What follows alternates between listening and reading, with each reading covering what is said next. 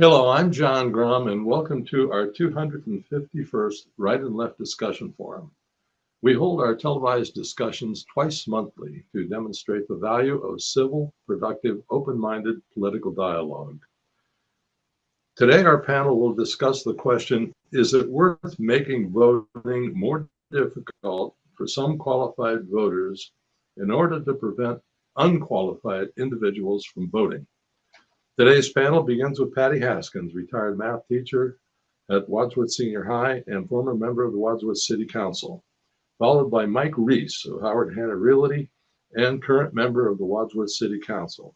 Then Bryan Laubaugh, president of R&D Financial Services, and Susan Hanlon, retired dean of the College of Business at the University of Akron and former member of the Wadsworth City Council. Patty, do you think what do you think? Is it worthwhile to make voting more difficult in order to retain the sanctity of the voting process? At this point, no. I think you have to look at the magnitude of the problem and what the SAVE Act actually is attempting to do. It appears that the administration and certain members of Congress are extremely concerned about the number of illegals voting in elections. And for that, and to that end, they hope to nationalize government elections so as to prevent illegals from voting in elections. And I have definite problems with this. Now, obviously, I'm not opposed with ID or anything of that sort. I think that's fine, but there are some inherent problems with this. Number one, elections are not to be run on a national basis. They are to be run by the states. And in my mind, it is unconstitutional to try to go about making these changes in that way. That's number one. The second thing is there really a problem that exists with illegals voting? I saw this recently and it was interesting. The source was the Heritage Foundation ran a survey from 2003 to 2023. And during that 20-year period, they found that there were 23 cases of illegals voting. 23 people over 20 years. It seems to me that perhaps we're doing a pretty good job of making sure that those who vote are only those who should be voting. Patty, do you believe those numbers? Do you believe those numbers are accurate? That only 23 people in 20 years voted illegally? I'm just saying that's a report from the Heritage Foundation, which, as you're well aware of, is. And I'm asking you if you believe the Heritage Foundation. The conservative organization, the Heritage Foundation, not always do I believe them, but they are a conservative organization, extremely conservative organization. So that if they were going to put out false claims, they certainly would have done it the other way. My other concern are just some basic ideas within the SAVE Act itself. Basically, what it's saying is that in order to register to vote, you must present either a passport or a birth certificate, which matches up with an ID in name so that you can register. Now, there are some definite problems with this. First of all, only about 50% of the country has a passport. I, for example, have never owned a passport just simply because I've never needed one. Passports are not cheap to purchase either. They're at least $200 and can be more. And for some, that would be a little extra expense and hardship that they would have to endure to get a passport. The second thing is the birth certificate. There are many people that do not have a copy of their birth certificate. can remember my mother trying to get a birth certificate from my mother. And it was extremely difficult. When I did finally obtain one so as to get her an ID, I found out that her name was spelled wrong on her birth certificate. This was due to the fact she was born at home, and uh, the doctor had actually just miswrote her name on her birth certificate. I also have friends that are my age and younger that are born in states and out of a different state. I know recently a friend was trying to get their real ID and couldn't get a copy of their birth certificate. One did not exist. And she had to go try to find old school records from 60, 70 years ago, which was a problem. The other, and this is a huge problem for me, is the fact that for over half of our population, our name on our birth certificate does not match our last name as it is now. For women who have had their names changed, just giving my birth certificate would not get me the ability to register to vote, because my last name does not match up with the last name on my driver's license. Now you might say, well, that's not a problem. You can just bring in your marriage license like you did when you got your real ID and use that to prove that that is really you. According to the SAVE Act, it doesn't allow you to use your marriage license as proof that your name has been changed. So there are some real flaws within this bill, as far as I can see, that are simply trying to prevent people from registering to vote to solve a problem that, in my mind, does not exist. Now, Mike, what do you think? pardon me? I agree with much what Patty's saying. I think that what they have here is a solution for a problem that doesn't exist. We've talked about this in the past with the voters, and voting is very secure in this country. Yes, people fall through the cracks. Yes, there is some fraud. I mean, but there have been dozens, if not hundreds, of court cases about it, and it's been proven that there's not even remotely enough fraud in general to sway an election. It's not even close. And I think this all goes back to, this with the Trump administration and the 2020 election, this fantasy that, the election was stolen and, illegal immigrants are to blame. And, the from what I understand, the main impetus for the SAVE Act is because you can show an ID, but doesn't show your legal status on it. So that's why they want this extra documentation, make sure that you're a citizen. Well, as Patty said, the Heritage Foundation did that study. And this is as she said, a very conservative organization. This is not, an unfriendly organization to the Republicans that are now in power. And they've proven, this is not even an issue with illegal immigrants because I went back even further, Patty, and in 40 years, there's only been 68 proven cases of illegal immigrants voting. And those are ones that they said, hey, we know this 100% for sure. Is there other fraud involving non-citizens? Well, of course there is. There's always going to be some fraud, no matter what we do. You can pass a SAVE Act. Somebody's going to figure out how to get around it, But this is not a real problem that we're facing in this country. They're manufacturing a problem. This is a justification for all these things they've been saying, about stolen elections and whatnot. And as far as the documentation, yeah, it is difficult. I mean, I have a passport. It took me weeks to get a passport. Once you get everything that you need to do done and send it in, it takes like 6 to 8 weeks to even get it back. So, that's hard.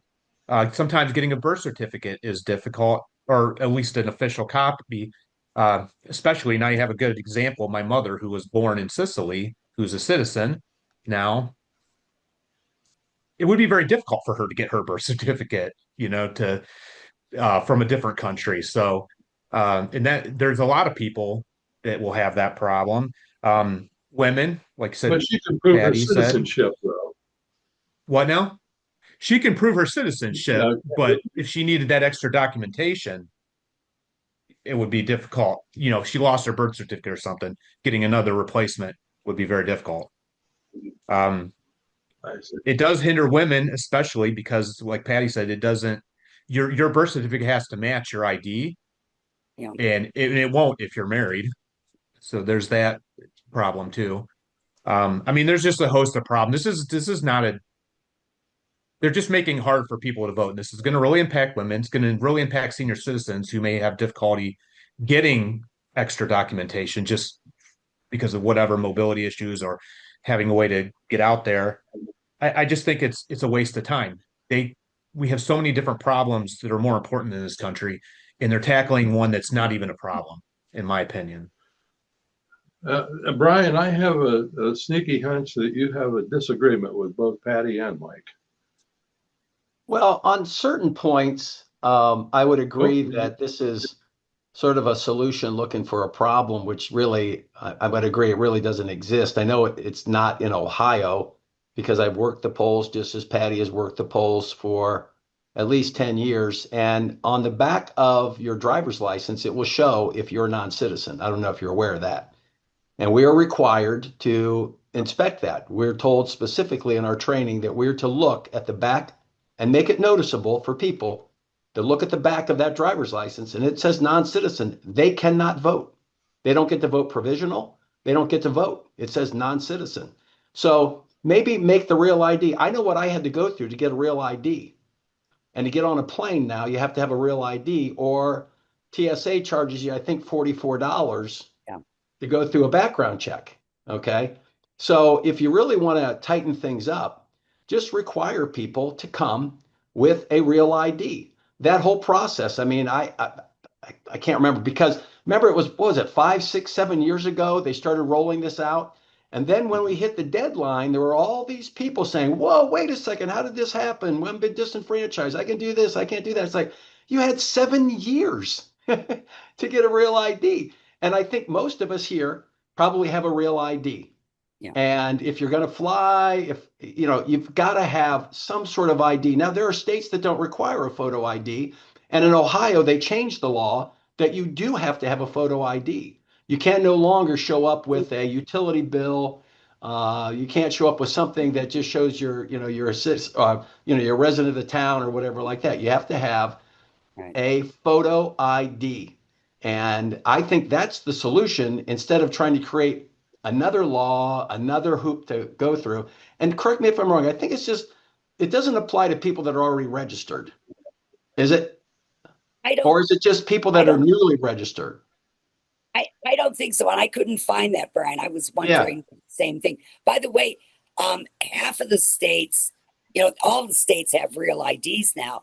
Right. But, I don't know which ones, but only like half of them would be accepted under this bill.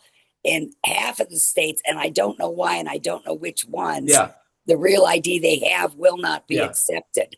Yeah. And that to me, that's something that could be tightened up instead of just saying, oh, geez, we're going to create a new federal. And I don't think it's going to pass muster. I don't think it'll get through the Supreme Court because the states have always had the responsibility for voting. And this is a complaint that we've had for many years, that different states have different processes in place.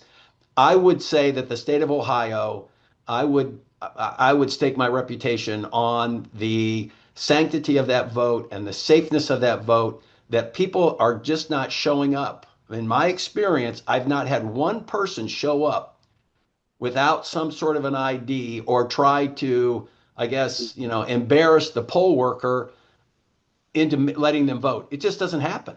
It doesn't happen. We go through lots. Well, that's in Wadsworth, Ohio. What's that? That's in Wadsworth, Ohio. Yeah. It's in the state of Ohio. And each county. I'm sorry, you're only talking about Wadsworth, right? I'm talking about my experience as a poll worker and what the state has gone through just in the last 10 years to secure the vote under a Republican Secretary of State. And I just think that, this is really, a solution looking for a problem. I really don't think it's necessary. I think we already have things in place if we just tighten that up and say to states, you have to show a photo ID. From what I understand, in my research, there were 14 states in the District of Columbia that it does not require a photo ID. And that was the same as Ohio up until about what, 7, 8 years ago, Patty? Right. You didn't have to have a photo ID. You No. could show up with your utility bill. Exactly. Okay. Yeah. So, Big you know, statement. yeah, something to Susan, what are your Yeah. Susan, what are your thoughts? So first, I have a little difference in data than Patty had. I looked at a Heritage Foundation study that was published in December of 25, and they listed a sampling. So they said this was not all of them, but they had listed by state 1,176 cases of voter fraud. Now, even if this was, but I could not find the time period, okay? But even if this was one election, that's still nothing. But what was interesting is they did, and there were at the most, there was 138 in a state. So they listed it by state, and you can actually go through and see every case that's been filed and the outcome of it. And what I found interesting is there's actually 9 different sources of voter fraud. And it looked to me, I didn't go state by state, and they didn't really have an executive summary, but it looks to me like the biggest source of fraud is the use of absentee ballots, which, that's always been, how do you control who's filling out that absentee ballot? You can't. It can be anybody. But so that was interesting. But I do think it's not occurring to the point where it's going to change an election. Now, having said that, 2 things: this law, the SAVE Act, has not passed. It's only been approved by the House of Representatives. Senate hasn't approved it, and they turned it down once before. So I don't think this is going to happen. But I will say your initial question, John, of would it be worth it to inconvenience eligible voters to keep non-citizens from voting, is a good question for discussion.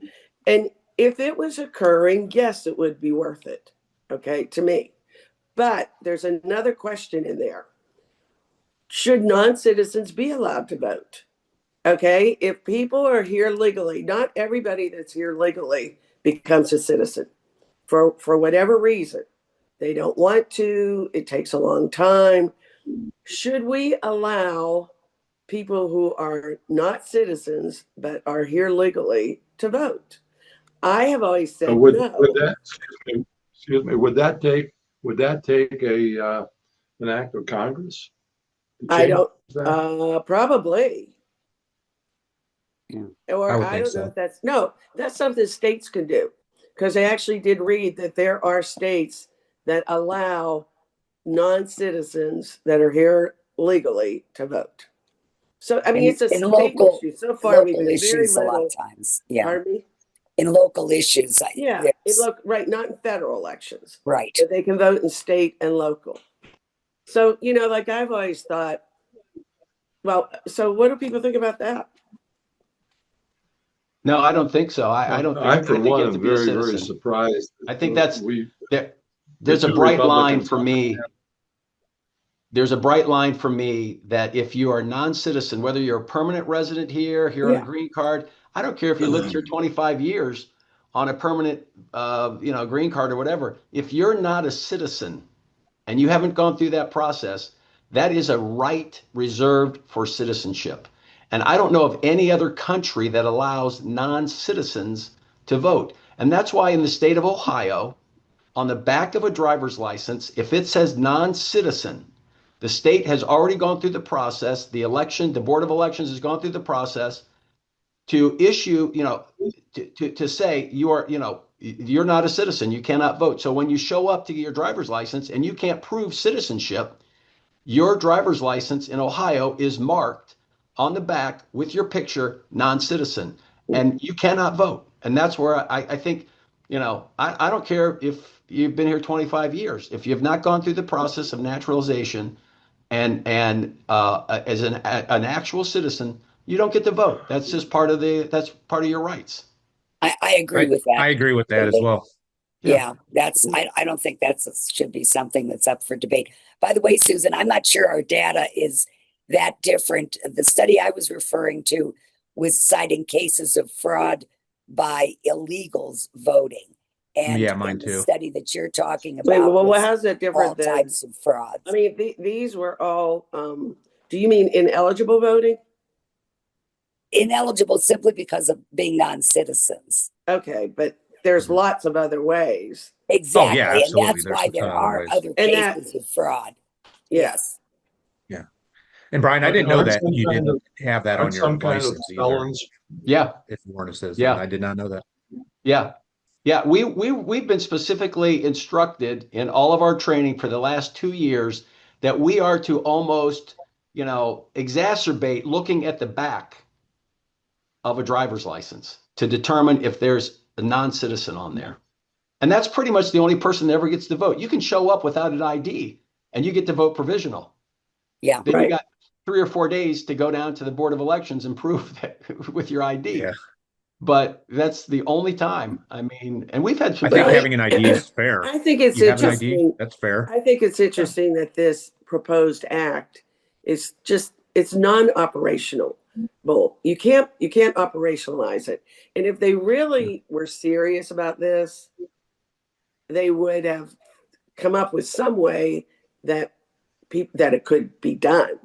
I mean, they're just, even I think congressmen and senators, I suspect there's some that vote no just because they're like, you could never do this. And they're not even thinking about the philosophical issue of, keeping non-citizens from voting. I think it's pretty clear in the Constitution that the states have the rights to run Right. the elections how they see fit. Yeah. That's why I really don't think, even if it gets to the Supreme, I mean, just like Susan said, It's not going to pass the House. The Senate is not, they're not going to do this. It's so clear. But I think that there was a better way to do this. Right. I don't know what it would be, but if you're so worried, a photo ID. There it is. That's it. That's all you need. Photo ID. Photo ID. I mean, you know, got to the jump through hoops to unfortunate- get But that. You have to have photo a ID social that security states whether you're card. a You got to have your birth citizen or not. certificate. Yeah. A real ID. I mean, if the state of Ohio, and people sometimes poke fun at our state, yeah. but we have a very good, tight election. I mean, those people at the Board of Elections, they're like chicken hawks. I mean, they're into it. Well, another So- another kind of fraud that came up a lot was duplicate voting, which surprised me. Right. I mean, came up a lot. You're talking out of 1,000 cases, but it was listed frequently. Yeah. Well, and here's what I think happens is, as people age, they have a tendency to forget. And Oh, really? requests of an absentee ballot.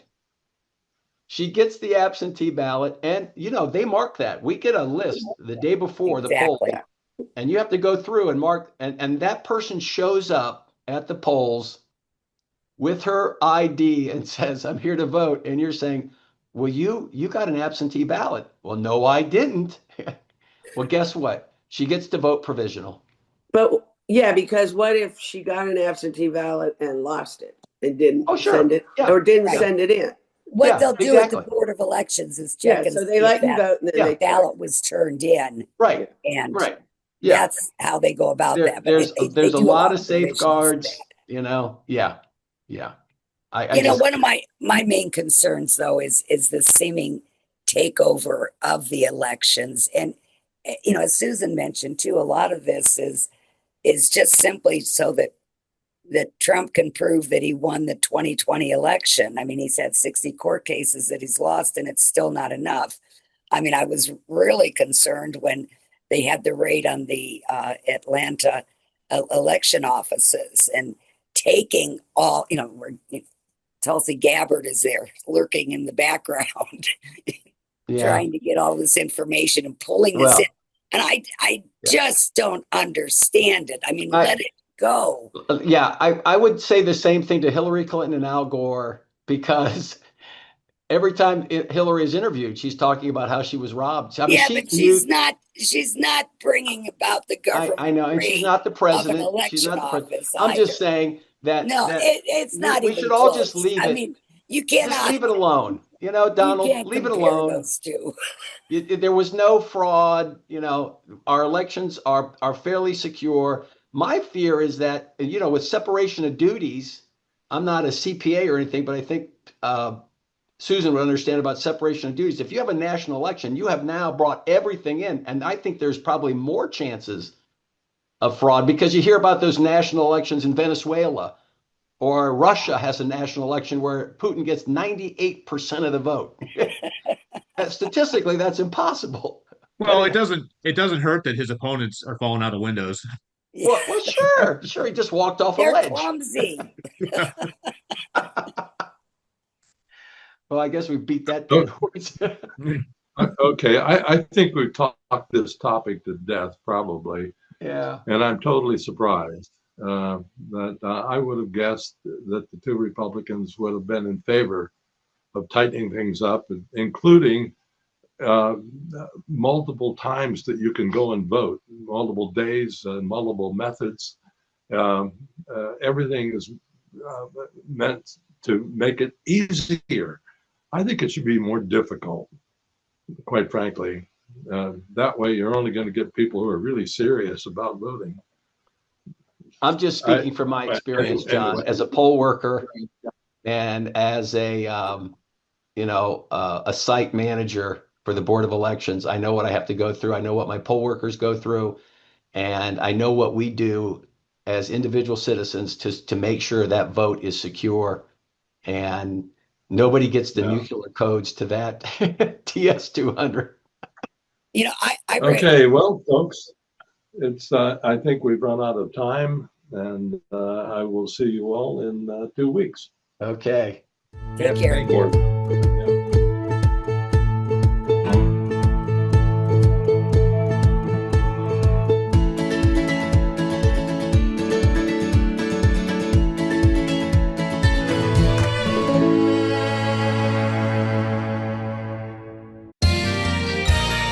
You are watching WCTV, Wadsworth Community Television.